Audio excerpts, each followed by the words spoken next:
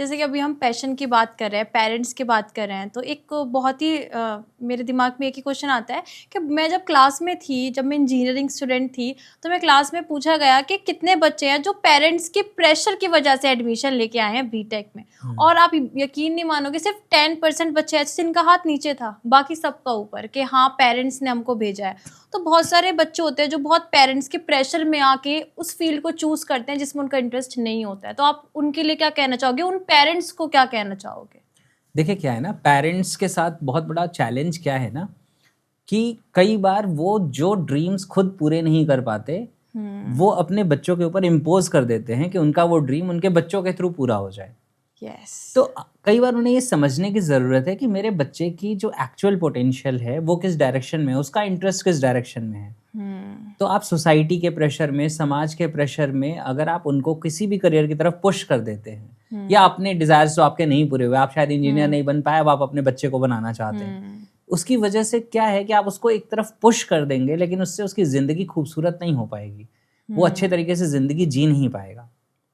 मैं आपको अपना बताता हूँ तो मेरे वाले से क्लैरिटी आ जाएगी। राइट, मैंने बीटेक की कंप्यूटर साइंस में एडमिशन लिया, 4 साल की बीटेक है, मैंने बीटेक कंप्लीट की।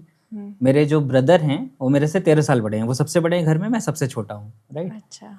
फिर बीच में 2 सिस्टर्स हैं मेरी, और सब बहुत अच्छे लोग हैं, सब बढ़िया फैमिली है। तो क्या है कि अब मेरा इंटरेस्ट था कि मुझे इस फील्ड में जाना है, मुझे बीटेक करके और जॉब में नहीं जाना, मुझे सॉफ्टवेयर इंजीनियर अब नहीं बनना। बन सकता हूँ, मुझे पता था एवरेज या अबव एवरेज बन जाऊंगा, जो मैंने आपको बताया, लेकिन जो मेरा ट्रू पैशन है वो इधर है, इसमें मैं डिफरेंट तरीके से ग्रो कर सकता हूँ।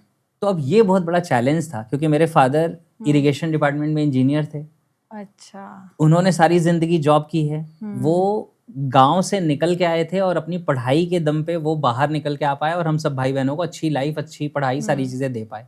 तो उनके माइंड में सबसे ज्यादा प्रायोरिटी किस चीज की है?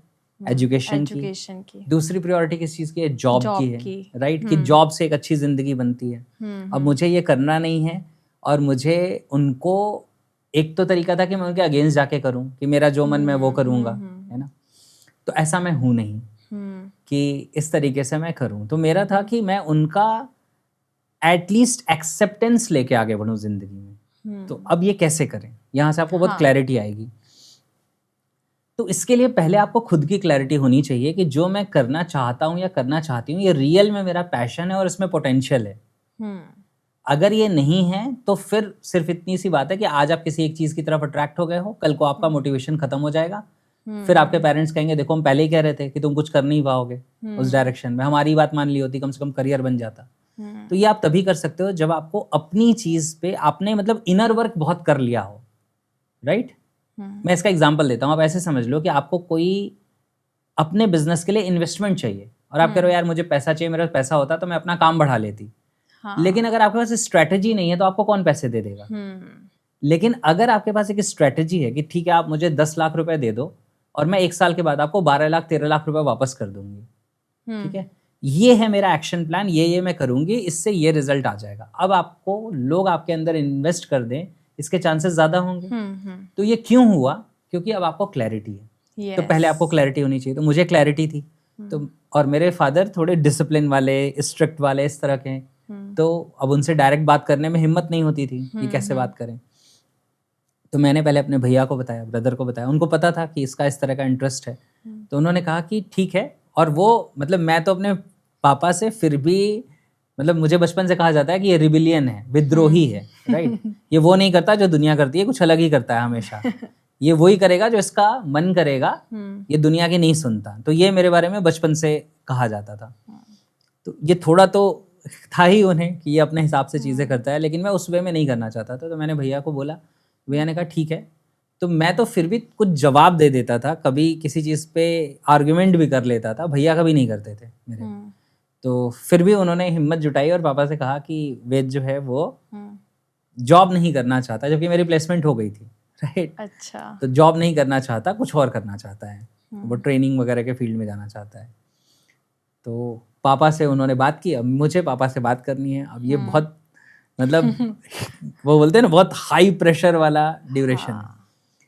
तो उस ड्यूरेशन में जिंदगी में एक ऐसी चीज हुई जो मतलब मैंने पहले कभी नहीं की थी, लेकिन उस दिन वो करना जरूरी था।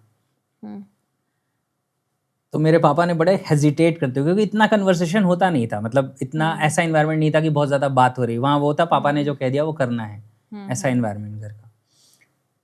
तो उन्होंने कहा कि मतलब भैया का नाम जयप्रकाश है, तो बोले कि जयप्रकाश कह रहे थे कि तुम जॉब नहीं करना चाहते, कुछ और करना चाहते हो। तो मैंने कहा कि वहाँ मैं बनारस का हूँ, होम टाउन मेरा बनारस है, तो वहाँ पे हम और आप वाली लैंग्वेज चलती है। तो मैंने कहा हाँ पापा जी। तो बोले अच्छा, तो जॉब नहीं करना है? मैंने कहा नहीं। तो बोले तो फिर क्या करोगे, जॉब नहीं करोगे तो अभी तक मैंने हमेशा ये किया था ज़िंदगी में, वो कहते थे मैं आंसर देता था। अब मैंने अपने पापा से सवाल पूछा। मैंने उनसे कहा आप क्यों चाहते हैं कि हम जॉब करें, क्योंकि वहाँ हम और आप वाली लैंग्वेज है। आप क्यों चाहते हैं कि हम जॉब करें? अब एक बेटा, वो भी सबसे छोटा वाला, है ना, मुझे वो तो सुन के घबराहट हो रही है ना, हाँ, वो अपने फादर से सवाल पूछ रहा है। तो लेकिन वो क्या है, मेरे पापा बहुत, जिसे कहते हैं ना, सेंसेबल इंसान, मतलब हमारी छोटी गलतियों पे उन्होंने कई बार हमें डांटा है, लेकिन बड़ी गलतियों पे कभी उन्होंने डांटा नहीं है। बड़ी गलतियों पे उन्होंने बहुत पेशेंस के साथ हमें हैंडल किया, क्योंकि उन्हें ये पता है कि इस समय कुछ भी ऐसा करने पे बच्चे कुछ ऊटपटांग हरकत कर लें, कुछ और कर लें, तो वो उनकी गहरी समझ थी इन चीज़ों की। तो मैंने उनसे पूछा आप क्यों चाहते हैं कि हम जॉब करें? अब सोचो, पापा पूछे मैं जवाब दूं तो समझ आता है, मैं पूछूं पापा जवाब दें तो कितना अलग हो गया सीन। फिर उन्होंने गहरी सांस ली, फिर उन्होंने कहा ताकि तुम्हारी जिंदगी में फाइनेंसेस की कोई प्रॉब्लम ना आए। तो ये उन्होंने कहा। मैंने कहा ठीक है। फिर मैंने अगला सवाल पूछा, आप क्यों चाहते हैं कि मेरी जिंदगी में कोई फाइनेंसेस की प्रॉब्लम ना आए? हाँ। अब ये सवाल एक और अलग लेवल पे जाके अनईजी कर देता है। हाँ। और क्योंकि मैं इतने सीरियसली उनसे सवाल पूछ रहा था कि उनको समझ में आया कि ये बहस नहीं कर रहा है, ये आर्गुमेंट नहीं कर रहा है, ये जवाब नहीं दे रहा है, ये सच में पूछ रहा है, मतलब। तो फिर उन्होंने गहरी सांस ली और बहुत सोच के कहा ताकि तुम खुश रहो, ताकि तुम खुश रहो। तो मैंने कहा कि अल्टीमेटली पापा जी आप ये चाहते हैं कि हम जिंदगी में खुश रहें? तो उन्होंने कहा हाँ। फिर मैंने कहा कि ये जो मैं करने जा रहा हूँ, ये वो फील्ड है जिसमें हर रोज काम करके मैं खुश हूँ, जिसमें मुझे किसी रिजल्ट का इंतजार नहीं है कि ये रिजल्ट आएगा तब मैं खुश हो जाऊंगा। ये वो काम है जिसे हर रोज करके मैं खुश हूँ। और दूसरा आपका कंसर्न है फाइनेंसेस का, तो इस फील्ड में जो टॉप मोस्ट पर्सन है उसका खुद का आइलैंड और खुद का प्राइवेट जेट है, तो पोटेंशियल वहां तक है। तो मैं ये नहीं कह रहा मुझे वही चाहिए या वहीं पहुंचना है, मतलब बीच में कहीं तो पहुंचूंगा। तो आप इस कंसर्न से फ्री हो जाइए कि फाइनेंसेस का क्या होगा, फाइनेंसेस जनरेट हो जाएंगे, टाइम लग सकता है लेकिन जनरेट हो जाएंगे। और अल्टीमेटली आप मुझे खुश देखना चाहते हैं तो ये वो फील्ड है जिसमें काम करके मैं हर रोज खुश हूँ, मुझे किसी रिजल्ट का इंतजार नहीं करना है। तो फिर उन्होंने कहा कि चलो ठीक है, तुम करो, बीटेक तुमने कर ही रखी है, डिग्री तुम्हारे पास है ही, साल 2 साल तुम लगा लो इस फील्ड में, कहीं ज़रूरत पड़ेगी मेरी सपोर्ट की तो वो भी बताना, और नहीं होता है तो भाई तुम्हें सपोर्ट करेंगे, तुम अपनी चीज़ें कर लेना, और अदरवाइज फिर जॉब कर ही सकते हो, और सक्सेसफुल हो गए तो कोई बात नहीं।